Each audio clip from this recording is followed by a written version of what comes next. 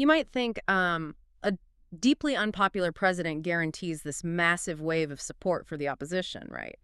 But the hard data tells a completely different, much stranger story. Yeah, exactly. Yeah. When you actually peel back the layers of today's polling, the conventional wisdom completely falls apart. I mean, we're looking at a political landscape driven, well, entirely by resentment. Right. So let's set the stage for you listening and look at exactly where we are today. It's Monday, April 6, 2026. And if you look up, the Artemis II astronauts are making history, slingshotting around the far side of the moon. Which is just a massive human achievement. It really is. But down here on Earth, the situation is highly volatile. You look at the financial headlines this morning, and oil prices are absolutely spiking. Oh, yeah. The stock market is incredibly jittery right now. Investors are pulling back hard. Exactly. And over in the Middle East, President Trump is actively threatening military strikes on Iran's power plants and infrastructure over the closure of the Strait of Hormuz. Right, the geopolitical tension is just immense. And, that global anxiety bleeds directly into our domestic politics. Voters really feel that instability. They definitely do. We're seeing Trump's approval ratings drop sharply amid all this economic and military uncertainty. I mean, people are nervous about their wallets, and they are terrified about the prospect of a new overseas conflict. Right. So logically, if you follow traditional political science, the Democratic Party should be, popping champagne right now. Their opponent is struggling. They have this wide open target, and they possess a massive political advantage heading into the midterms. But they aren't celebrating at all. No. Behind closed doors, they are in a state of sheer panic. Yeah, we are seeing a party that is deeply fractured. I mean, they have the polling advantage on paper, sure, but internally, they are facing a massive ideological crisis. And that is exactly our mission for this deep dive. We are unpacking the identity crisis currently paralyzing the Democratic Party. We have a fresh stack of academic research breaking down the exact mechanics of the 2024 election. We've got leaked internal party memos and today's breaking polling data. And just a quick reality check for you listening before we jump in. We are pulling from highly partisan, emotionally charged memos today from across the entire political spectrum. Right, a very important point. Our job here isn't to pick a winner or play politics. Right. Our only goal is to look under the hood, impartially analyze the strategies being discussed, and show you exactly what the raw data is telling these strategists. We are sticking strictly to the facts. Absolutely. So to understand why the Democrats are struggling to capitalize on the chaos right now in 2026, we really have to look backward. We need to look at the exact mechanism that caused their defeat in 2024. Yeah, you really cannot understand their current paralysis without understanding the specific trauma of that loss. So the narrative for the last 2 years has been, inflation killed the Biden-Harris ticket. But pundits guessing on television is very different from hard evidence. And we have a new academic study by Itas, McDowell, and Steinberg that isolates the exact psychological impact of inflation on a voter's brain. Right, because the researchers face this classic chicken and egg problem. Do voters disapprove of the president because they think prices are high? Or do they tell pollsters that prices are high simply because they already hate the president? That makes sense. It's hard to separate the two. Exactly. So to solve this, they ran a massive nationally representative experiment right before the 2024 election. They split voters into two groups. With the first group, they just asked them to rate the Biden-Harris administration, like a standard poll. But with the second group, they completely changed the sequence, right? They did. They asked the voters to think about how much prices had gone up over the last year first. They actively primed them to think about their grocery bills and gas prices. And then they asked them to rate the administration. Wow. And the results of that simple priming exercise were absolutely staggering. When voters were reminded about inflation first, the highest approval ratings for the Biden-Harris administration dropped by a massive 30%. 30%, just from a simple reminder. Overall confidence in the Democratic Party's ability to manage the economy just plummeted. It's the psychological equivalent of going to a restaurant where the food is okay, the music is nice, and you're having a decent time. Right. But when the waiter drops this massive, shocking bill on the table at the end of the night, you suddenly convince yourself the soup was cold and the service was actually terrible. That is a perfect analogy. The sheer pain of the price tag actively rewrites your memory. It poisons your evaluation of the entire experience. Right. The high price literally taints the evaluation of every other policy achievement. A voter might, actually like a certain piece of infrastructure legislation or a healthcare policy. But paying 20% more at the grocery checkout just overrides all of it. Exactly. It Yeah. completely overrides it. Let me guess the partisan breakdown here, though.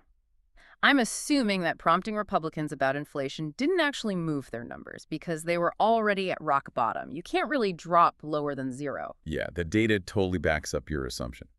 The inflation reminder did not change Republican minds at all.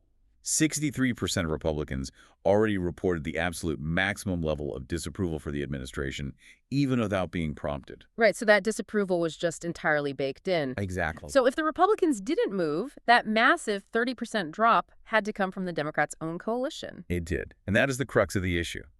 Inflation acted as this highly targeted strike against the exact voters the Harris-Walz ticket needed to win. It severely alienated independent voters. Right, driving their negative opinions of the party way up. And critically, it crushed enthusiasm among the Democratic base itself. People who normally vote blue looked at their household budgets and simply lost the enthusiasm to support their own leaders. So if inflation was the fatal blow in 2024, you'd think the obvious fix for the party in 2026 is to, pivot hard into better economic policy. Right. You would think so. But that's not what's happening. Instead of finding common ground on economics, the party has dragged itself into a vicious cultural civil war. They are fighting over how to even talk to the working-class voters who abandoned them. Because the economic failure of 2024 triggered an internal cultural panic. The party is desperately trying to figure out how to win back that blue-collar base.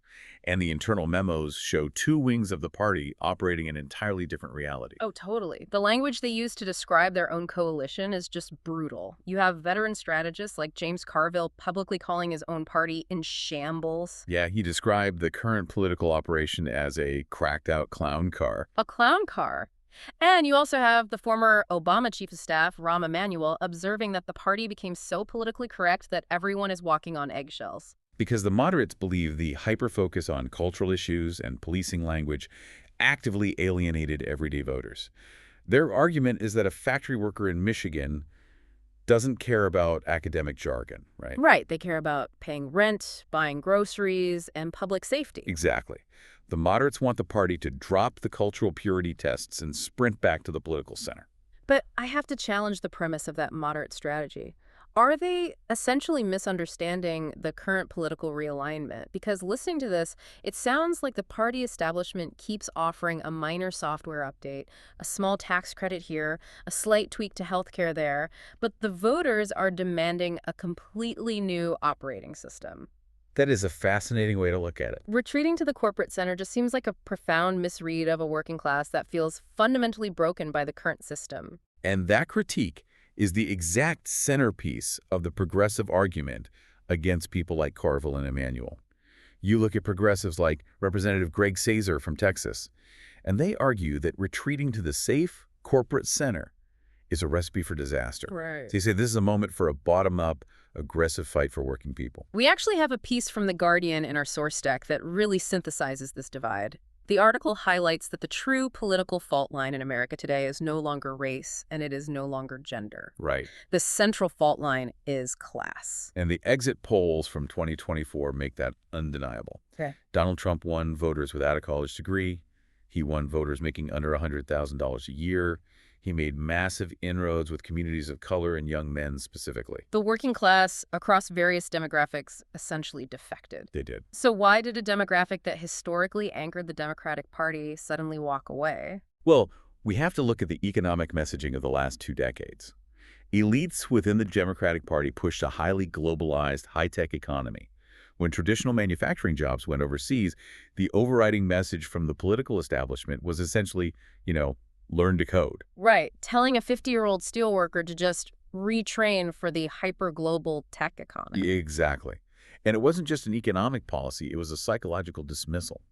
The data shows that since the year 2000, wages for non-college educated workers have remained flat or fallen. While wealth for college-educated workers has absolutely soared. Right. So by telling blue-collar workers to learn to code, the elites were telling them that their entire worldview, their localized pride, and their skills were obsolete. They built a coastal corporate world that worked for them and basically demanded the working class assimilate or get left behind. It's an insulting message It replaced the dignity of labor with a demand for compliance, and it creates a really fascinating voter profile today.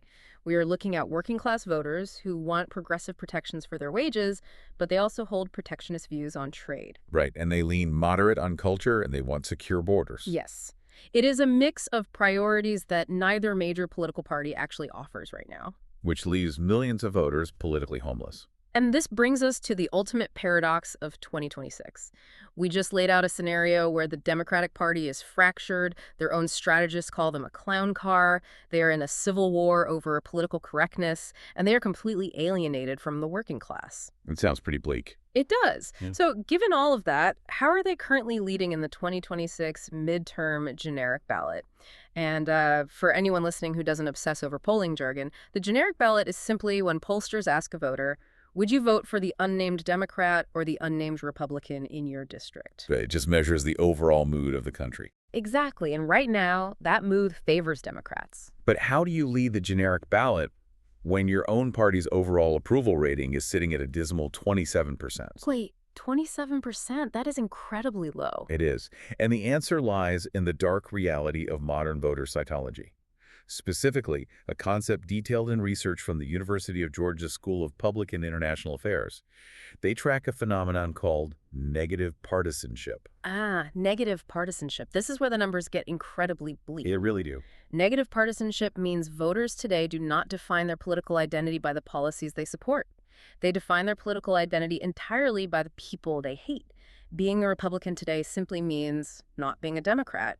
And being a Democrat means not being a Republican. And the polling data illustrates this beautifully. 55% of Democrats report that they actively fear the Republican Party. Wow, 55%. Yeah, but only a meager 26% feel enthusiastic about their own party. The opposing side provokes massive fear and anger, while their own side provokes almost nothing. The hatred of the other side is vastly more powerful than the love for your own side. And this emotional asymmetry bleeds into everyday life, right? A third of Americans say their entire day is ruined if the opposing party does well in a simple poll. A third of them. And we can see this dynamic playing out in the newest data from CNN and YouGov. They polled a crucial group of voters known as the double haters. Right, the double haters. These are people who look at both the Democratic and Republican parties and actively dislike both of them. And this is a demographic that broke heavily for Trump in both 2016 and 2024. They are the ultimate swing voters. But right now, today, those double haters prefer Democrats by an astounding 31 points. A 31-point swing among voters who hate you is a massive statistical anomaly. It really is. The Democrats are winning back the left, and they are winning back the middle. But they aren't doing it with a unified message or a brilliant new policy platform. Not at all. They are doing it strictly through the sheer force of anti-Trump backlash. Voters are looking at the current crisis, the conflict with Iran, the jittery stock market, and the fear of foreign policy instability is driving them toward the Democrats. The fear is literally the only thing holding the coalition together. It doesn't matter how weak the Democratic brand currently is, because the alternative is viewed as an immediate threat. It's like sports fans who don't actually care if their own team wins the championship, just as long as their biggest rival loses in the first round. Yeah. You can have a terrible coach, a terrible roster, and an ugly uniform. The hatred for the rival is the glue that keeps you buying tickets. And while that dynamic is a highly effective strategy for winning short-term elections, it has devastating consequences for how the government actually functions.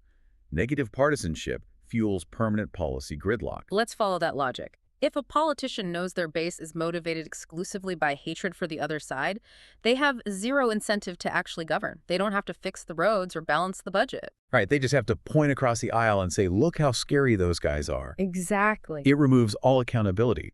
Party elites actively utilize this demonizing rhetoric to distract voters from the fact that they don't have a coherent agenda of their own. Yeah.